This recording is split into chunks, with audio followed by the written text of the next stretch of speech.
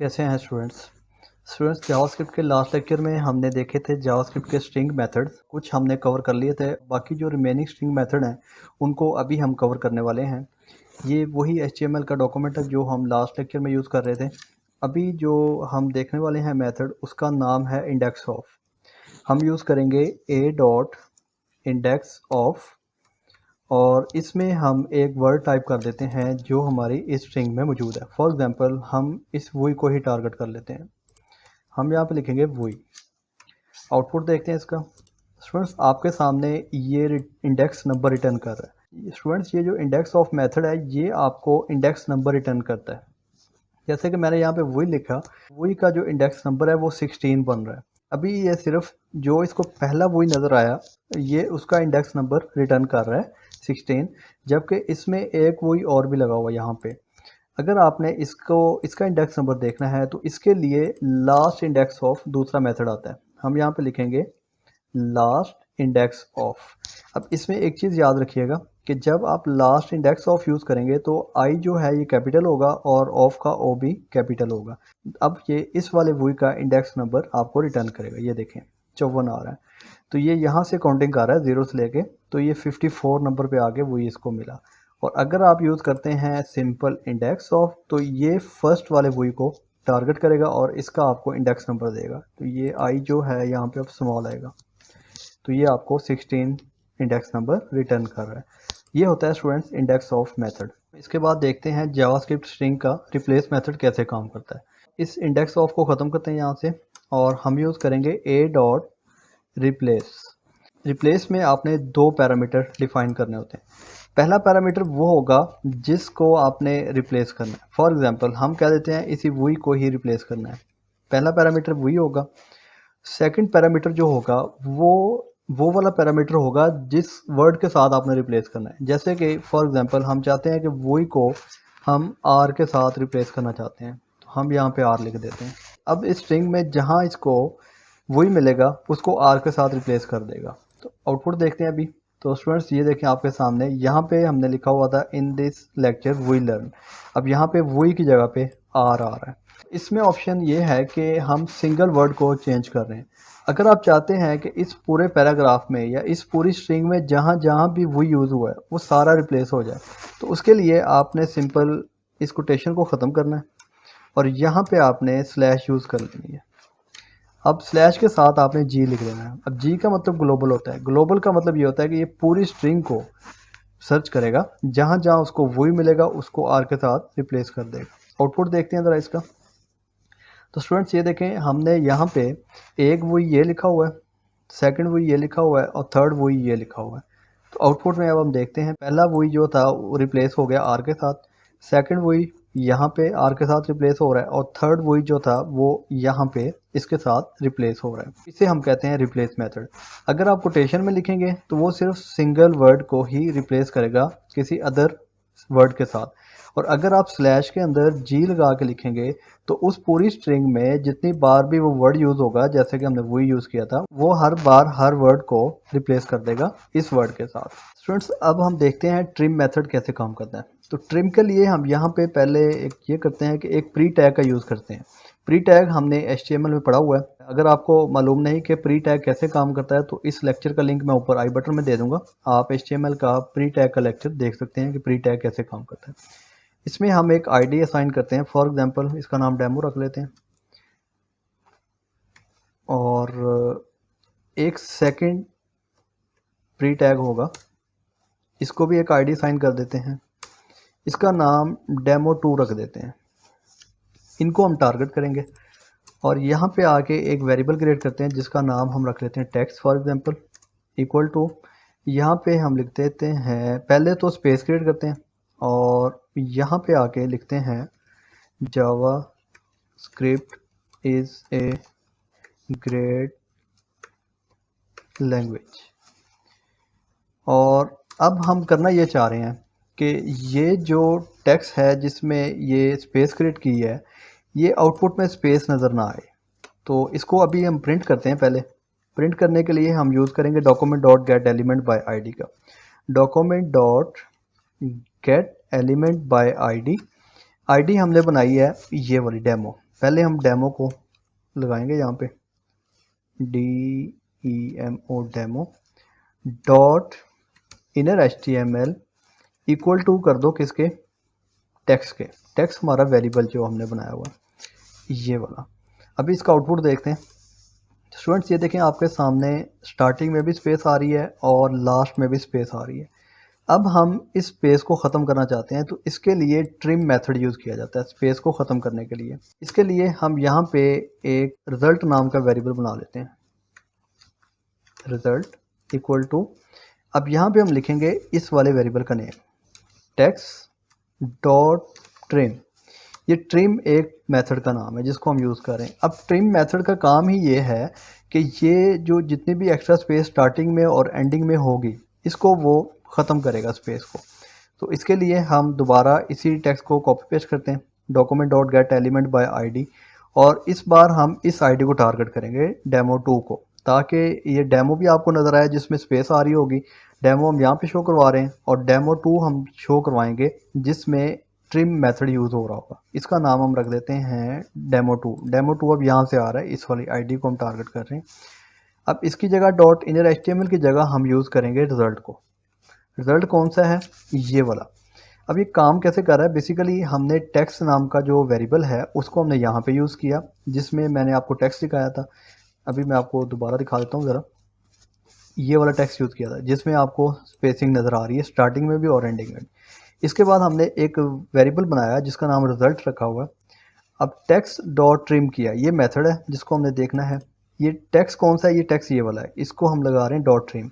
इस टेक्स्ट को ट्रिम कर दो और इसका आउटपुट देखने के लिए हमने यूज़ किया document dot get element bye ID demo. अब डेमो कहाँ से आया, डेमो हमने HTML के अंदर प्री टैग को यूज़ किया है। प्री टैग का यूज़ हमने इसलिए किया है कि क्योंकि प्री टैग में वाइट स्पेस क्रिएट हो जाती है, बाकी किसी टैग में नहीं होती, इसलिए आपको स्पेसिंग भी नज़र आएगी। तो इस डेमो को टारगेट करते हुए हमने यहाँ पे लिखा डॉट इनर HTML इक्वल कर दो किसके, टेक्स्ट के। टेक्स्ट ये वाला। तो इसका आउटपुट आपके सामने ये आ रहा है जिसमें स्पेस क्रिएट होगी। अब हमने स्पेस को करना है ख़त्म।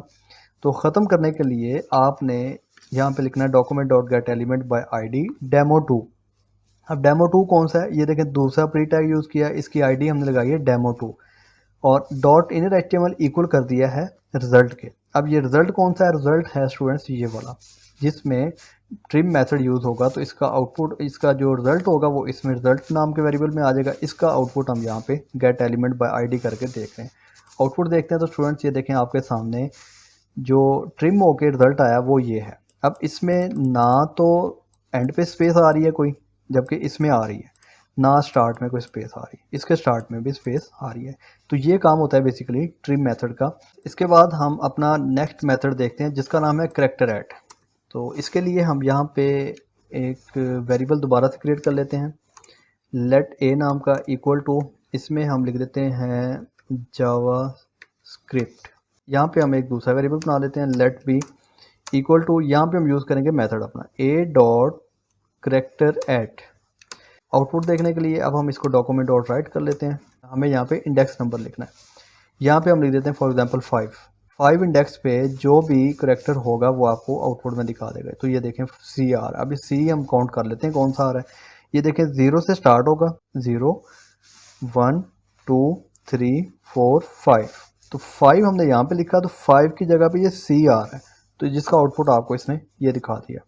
इसी तरह अगर हम कर देते हैं 5 की बजाय 8 कर देते हैं, तो 8 पे क्या आएगा, P आ रहा है। ये कौन सा है, ये वाला P सेकंड लास्ट जो है। 0 से स्टार्ट करेगा काउंटिंग करना है, 0 1 2 3 4 5 6 7 8। 8 नंबर पे P मिल गया। 9 लगाएंगे तो आपको T दिखाएगा यहाँ पे, ये देखें। तो ये काम होता है बेसिकली इस मेथड का जिसका नाम है कैरेक्टर ऐड। स्टूडेंट्स इसके बाद हम देखते हैं जावास्क्रिप्ट स्ट्रिंग का नेक्स्ट मेथड जिसका नाम है concat.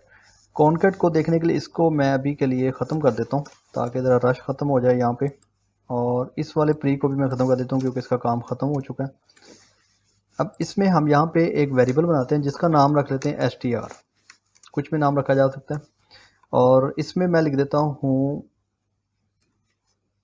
Learn Java script with get knowledge. एक स्ट्रिंग मेरी ये बन गई है और यहाँ पे आके एक स्ट्रिंग और बना लेते हैं str, इसका नाम 2 रख लेता हूँ, इक्वल टू इधर मैं लिख लेता हूँ please subscribe get knowledge channel for more learning. अब आपके सामने दो स्ट्रिंग बन गई हैं, एक str नाम की और एक str2 नाम की। हम चाह रहे हैं कि str अलग है, str2 अलग है। अब इन दोनों को हम कंबाइन करना चाह रहे हैं। लेट सी नाम का वेरिएबल बना लेते हैं इक्वल टू, अब यहाँ पे हम लिखेंगे str डॉट कॉनकैट, ये कॉनकैट मेथड का नाम है, और इसमें हम करवा देंगे str2 को कॉनकैट। इसका आउटपुट देखने के लिए हम डॉक्यूमेंट डॉट राइट में जाएंगे, डॉक्यूमेंट डॉट राइट, इसमें हम सी की वैल्यू को प्रिंट करवा देंगे। आउटपुट देखते हैं तो स्टूडेंट्स ये देखें आपके सामने पहली स्ट्रिंग ये आ रही है यहाँ तक, सॉरी यहाँ तक, गेट नॉलेज देख लेते हैं, गेट नॉलेज तक ही है। और दूसरी स्टेटमेंट आ रही है ये वाली, please subscribe get knowledge channel for more learning. ये दो स्ट्रिंग्स हैं, दोनों को एक ही स्ट्रिंग बना दिया। इसी तरह आप एक और स्ट्रिंग को या मल्टीपल स्ट्रिंग्स को कॉन्कैट करवा सकते हैं, जैसे कि लेट str3 नाम का एक वेरिएबल बना लेते हैं, इक्वल टू कर लेते हैं, यहाँ पे मैं लिख देता हूँ जावास्क्रिप्ट। इसको भी अगर कॉन्कैट करवाना चाहते हैं इसके साथ तो क्या करेंगे, आप यहाँ पे लगाएंगे कोमा कॉन्कैट के साथ, इसके साथ ही आप लिख देंगे str3, तो आपके सामने यहाँ पे जावास्क्रिप्ट भी आ जाएगा। इस तरह से आप कॉन्कैट मेथड को यूज़ करते हुए एक स्ट्रिंग को दूसरी के साथ, दूसरे को तीसरी के साथ कॉन्कैट करवा सकते हैं। इसके बाद हम देखते हैं स्प्लिट मेथड क्या काम करता है। स्प्लिट मेथड देखने के लिए इस सब को हम रिमूव कर देते हैं, सिर्फ इसमें एक स्ट्रिंग रख लेते हैं, दूसरा वेरिएबल क्रिएट करते हैं, इसका नाम आंसर रख लेते हैं फॉर एग्जांपल, इक्वल टू, अब हम लिखेंगे str डॉट स्प्लिट। अब इसमें हम जो भी करैक्टर इनमें से कोई ऐड करेंगे तो वो उसको इस पूरी स्ट्रिंग से सेपरेट कर देगा, मतलब अलग कर देगा। जैसे कि मैं यहाँ पे लिख रहा हूँ जे। आउटपुट देखने के लिए हम यहाँ पे लिखते हैं डॉक्यूमेंट डॉट राइट, इसके अंदर हम लिखेंगे आंसर। आउटपुट देखते हैं तो स्टूडेंट्स आपके सामने ये देखें जे की जगह पे कोमा आ गया। फॉर एग्जांपल अब जे की बजाय आप डब्ल्यू लिख दें, अब डब्ल्यू की जगह पे आपको कोमा लगा सेपरेट कर देगा, ये देखें, तो इसको हम कहते हैं सेपरेट। इसके बाद स्टूडेंट्स हम देखते हैं रिपीट मेथड क्या काम करता है। अब रिपीट मेथड देखने के लिए यहीं पे हम यूज़ कर लेते हैं इसको, str डॉट रिपीट लिखेंगे। अब रिपीट जैसे वर्ड से ही पता चल रहा है, अब जितनी वैल्यू आप यहाँ पे देंगे उतनी बार ये आपकी स्ट्रिंग को रिपीट कर देगा। आउटपुट देखते हैं तो स्टूडेंट्स ये देखें आपके सामने learn JavaScript with get knowledge, ये एक टाइम आ गया। BR लगा के ब्रेक कर लेता हूँ, यहाँ पे लगाएंगे हम प्लस लगा के कोटेशन, इसमें हम लगा देते हैं BR टैग। तो ये देखें स्टूडेंट्स हमने यहाँ पे लिखा रिपीट 5 टाइम, उसने इसको प्रिंट कर दिया। ये देखें आपके सामने 5 की बजाय 10 कर देते हैं तो 10 टाइम रिपीट कर देगा, ये आपके सामने। तो इस मेथड को हम कहते हैं रिपीट मेथड। इसके बाद हम देखते हैं स्लाइस मेथड क्या काम करता है। स्लाइस मेथड देखने के लिए हम यहाँ पे लिखेंगे str डॉट स्लाइस, इसमें मैं फॉर एग्जांपल लिख देता हूँ 4। अब जब मैंने इसमें 4 लिखा तो इसका आउटपुट देखते हैं, तो आप देखें यहाँ पे आ रहा है जावास्क्रिप्ट विद गेट नॉलेज। अब इसमें लर्न जो था ये इसने लेस कर दिया, ये वाला जो वर्ड था। कैसे लेस किया, हमने लिखा str डॉट स्लाइस 4, इससे पहले जो 4 करैक्टर थे ना वो छोड़ दिए, उसके बाद 5वें करैक्टर से स्टार्ट कर दिया। इसमें हमने पैरामीटर एक डिफाइन किया 4, अब पहले 4 छोड़ के अगली जितनी भी स्टेटमेंट थी एंड तक यहाँ तक इसने दिखा दी। अगर आप दूसरा पैरामीटर यहाँ पे दे देते हैं 4 से लेके फॉर एग्जांपल हम कहते हैं 15 तक, अब ये 4 से लेके 15 तक आउटपुट दिखाएगा, बाकी नहीं दिखाएगा। ये देखें जावास्क्रिप्ट बन रहा है इसके दरमियान, ठीक है। इसी तरह अगर आप इसमें 15 की बजाय 20 कर देते हैं तो इसमें वर्ड ऐड हो जाएगा जावास्क्रिप्ट विद। तो अगर आप एक पैरामीटर देंगे पहला तो ये स्टार्ट कर लेगा और जितनी भी एंड तक स्टेटमेंट होगी वो सारी प्रिंट करेगा। अगर आप इसमें 2 पैरामीटर यूज़ करेंगे तो ये आपको उसके दरमियान में जितना भी टेक्स्ट आएगा वो रिटर्न करेगा, जैसे कि ये आपके सामने कर रहा है। तो ये काम होता है स्लाइस मेथड का। स्टूडेंट्स इसके बाद हम देखते हैं अपना नेक्स्ट मेथड जिसका नाम है str डॉट सब str। अब ये भी स्लाइस की तरह ही काम करता है, जैसे कि मैं यहाँ पे लिख देता हूँ 4 करैक्टर छोड़ देगा पहले, ये देखें लर्न इसने छोड़ दिया, और दोबारा से इसको मैं अगर 10 दे देता हूँ दूसरा पैरामीटर तो ये 10 तक आपको प्रिंट करके देगा। सेम स्लाइस की तरह ही काम करता है। स्टूडेंट्स ये थे हमारे स्ट्रिंग के मेथड्स। लास्ट लेक्चर में भी हमने स्ट्रिंग के मेथड कुछ कवर किए थे और आज के लेक्चर में भी हमने स्ट्रिंग के मेथड कवर किए हैं। ये मोस्ट इंपॉर्टेंट यूज़ होने वाले स्ट्रिंग के मेथड हमने कवर कर लिए हैं। होपफुली आपको अच्छे से समझ आ गए होंगे। अगर आपका कोई इस बारे में कोई डाउट हो तो आप कमेंट सेक्शन में पूछ सकते हैं, तो मैं आपको आपके क्वेश्चन का रिप्लाई कर दूँगा। इजाज़त दीजिए, अल्लाह हाफ़िज़।